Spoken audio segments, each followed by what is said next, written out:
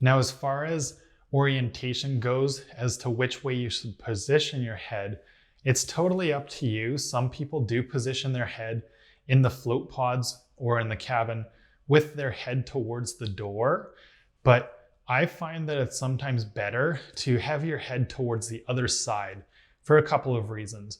The buttons are a little more accessible from that direction, especially in the cabin where you just have to reach behind your head to hit the button to turn the lights off.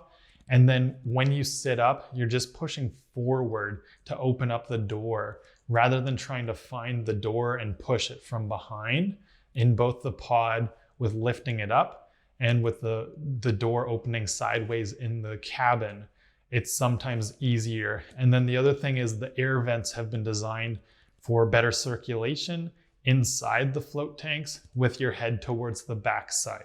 So those are a couple of things to consider about orientation, but that's something you can also experiment with yourself to find what's most comfortable and relaxing for you. And then the other thing is around the question or what often happens with anxiety or boredom. And so that's where the box breathing or another style of meditative breathing can be really beneficial, where you're just focusing on those deep inhales and exhales.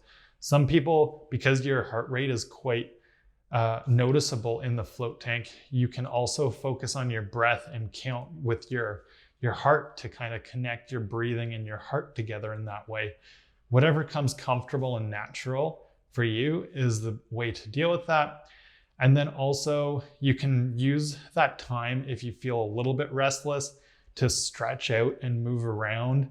Once your body's relaxed and limber in the float tank, it's a great time to do some deep stretching or yoga style moves to get some more mobility into your joints as they've been decompressed. And that can help you to get back into the rhythm and focus of the float. And what I also often find is that everybody's got this point where their boredom reaches its sort of threshold.